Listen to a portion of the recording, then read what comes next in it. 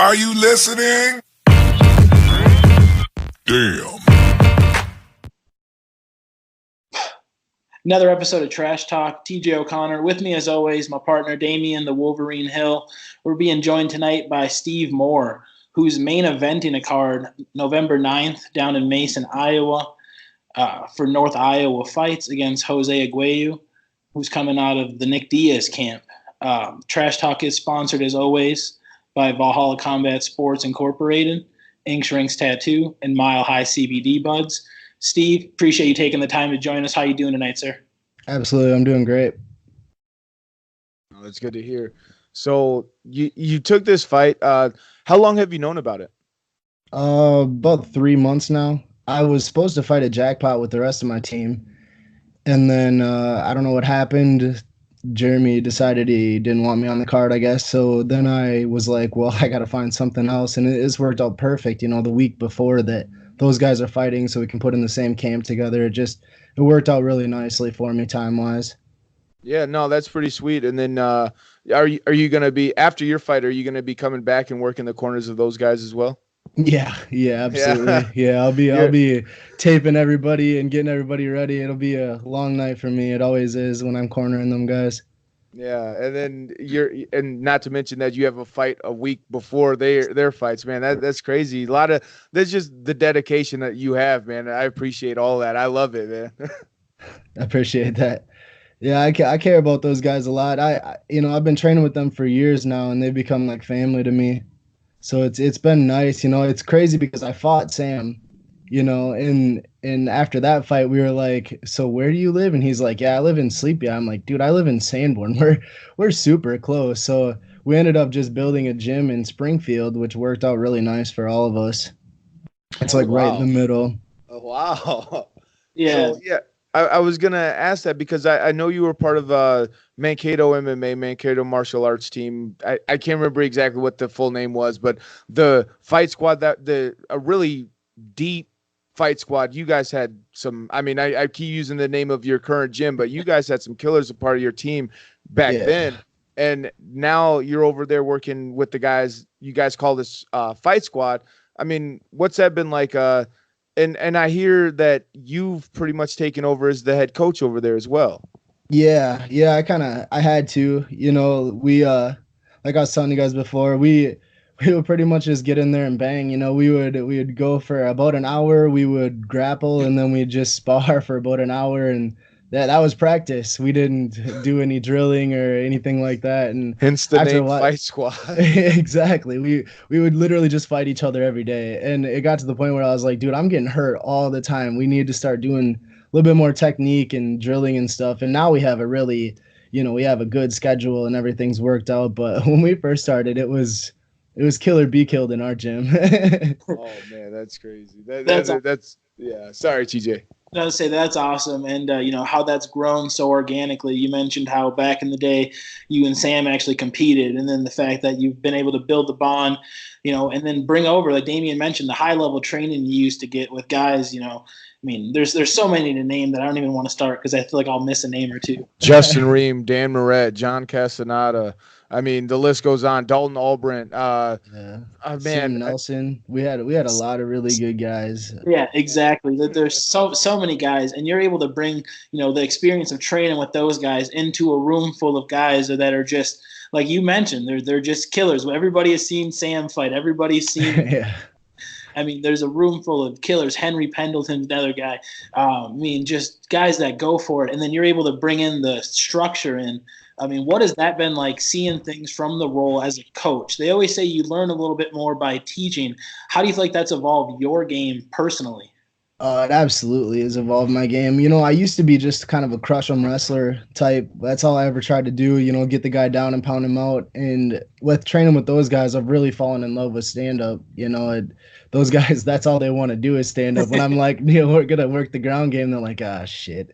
But they've gotten so much better on the ground, and I've gotten so much better standing up. If you keep your head still, training with Juan Hernandez, he's going to knock you out. So even if he's not trying, that dude's got power. Yeah. Oh yeah.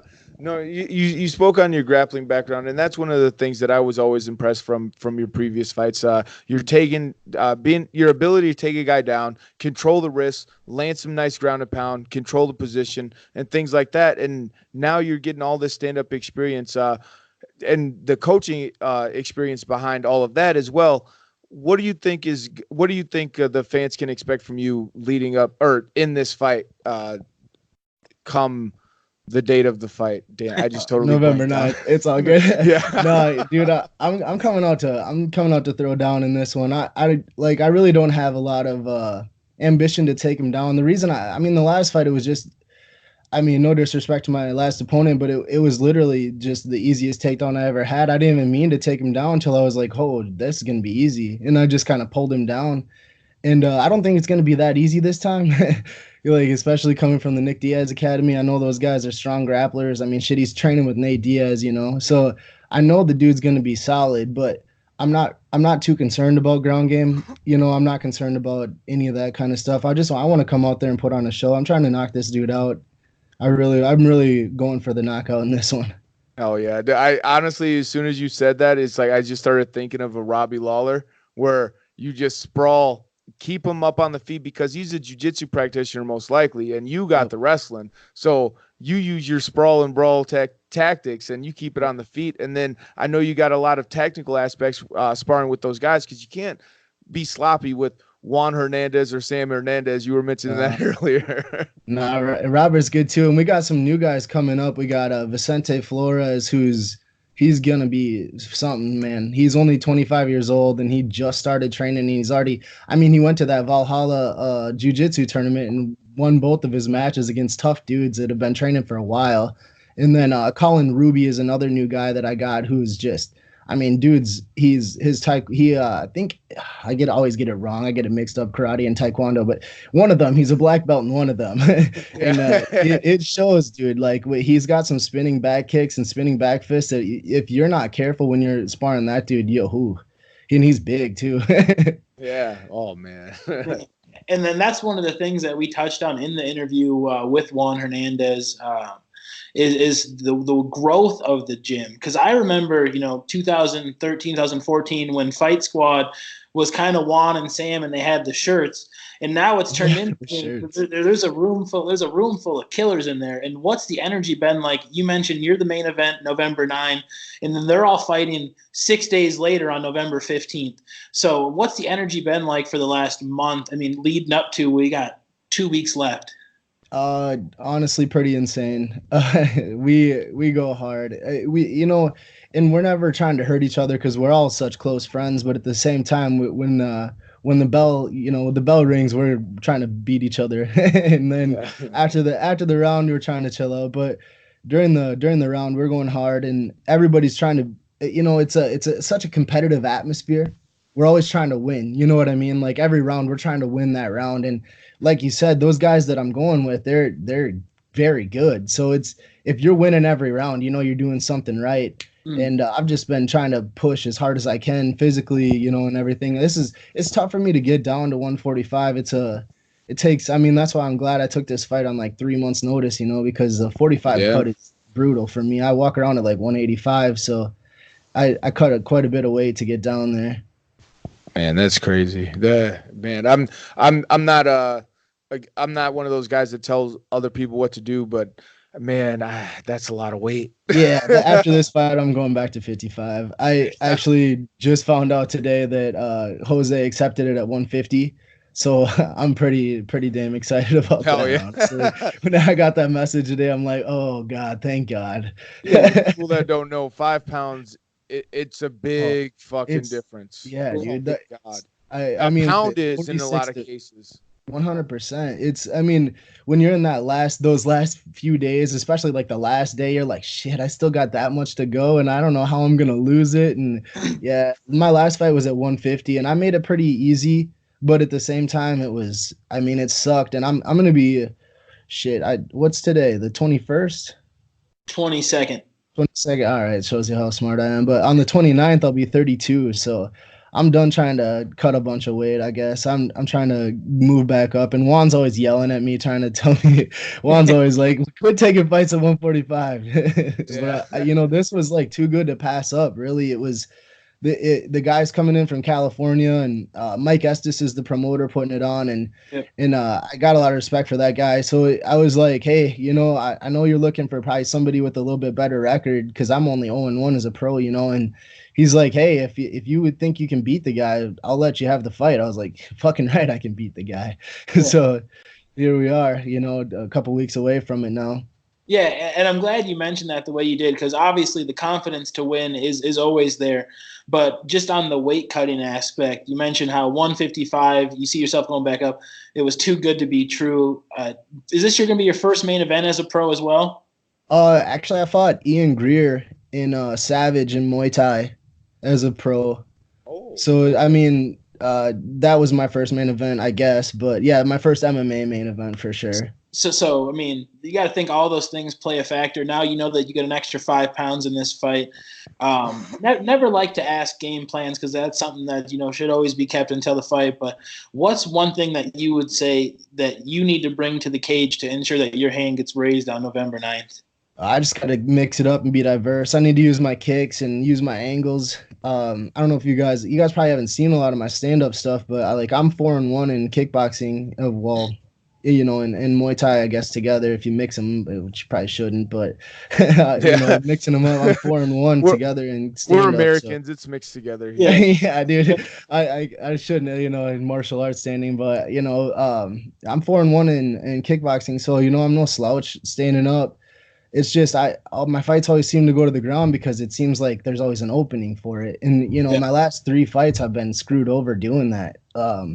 I lost to Sam by guillotine. I lost to Yama by I was trying to go for an armbar, and the kid, he came behind. Like, Yama's a big dude, man. Yeah. Speaking of which, Yama's a good fighter. But so I had him in an armbar, and he just kind of like lifted me up, like, yeah, right, and got a rear naked choke on me. And then my last fight, I was pounding the kid out. I thought I had him knocked out.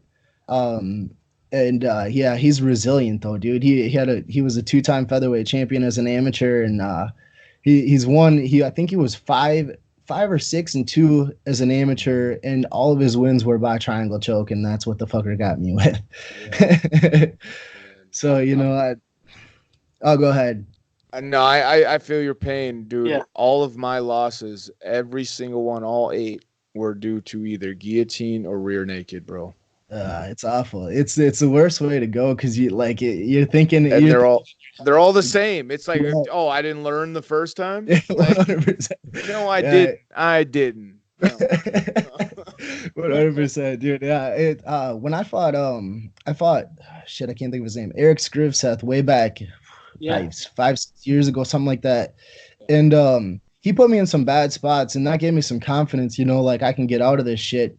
And at the time I was training in Mankato, and we were kind of like Fight Squad 2, like we were going pretty hard. And if you train with John Castaneda, that dude, he goes hard every single round, every single minute, he was a really fun guy to train with. I missed him this week. I was gonna go train with him, Justin Kratzky, and John Castaneda. Justin Kratzky is he's a big guy, I would think, for my success. He's very knowledgeable. I like that guy a lot. Him and Clay Udley. Yeah. They both have helped me a lot in my career, so thank them guys too. Yeah, and that's actually what the next question was going to be was, is there any teammates or sponsors you'd like to shout out? Yeah, shit. And I just made up my sponsor list today, and my dumbass forgot them. But welcome. I feel you on that one as well. I do that all the time. Written down. I got it written down somewhere because I'm like, all right. Sean Holman with Holman Construction, Brookfield Collision and Restoration, Amston Masonry, Extreme Fitness. Extreme Fitness is the gym we actually train at.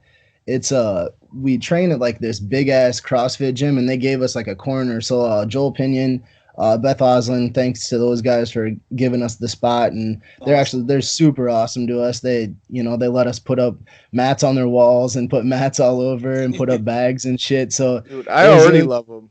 Yeah, That's they pretty they sweet. were Thank you awesome. guys. Fight Squad. Yeah. It's the shit. You guys. Yeah, Joel just kind of lets us do whatever we want. So it's nice to have that, have that in the gym is just sweet. We have like a turf strip and everything you could want out of a MMA gym. We have it there. We could use some more mat space, but shit, what are you gonna complain about? Oh man. Well, I really appreciate you being on, and I wish you the best of luck in your fight coming up.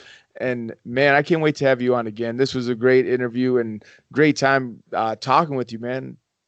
I appreciate it. You guys are awesome. I love what you guys are doing. Every time I see an interview, I gotta check it out. So it's nice to be on here. I appreciate it. No, that's awesome. Thank you, Steve. I mean, I know we were trying to set this one up for a while. I'm glad we could make it sorry on about that. time. Oh, nothing to be sorry about at all. We're here for the fighters, and I look forward to seeing this fight. Best of luck here to you the last couple of weeks at camp, and best of skill with you. Look forward to bringing that win home. Thanks, man. I appreciate that. Don't forget to like this video and hit that subscribe button. Trash Talk with Damian and TJ, everybody. Boom. Are you listening? Damn.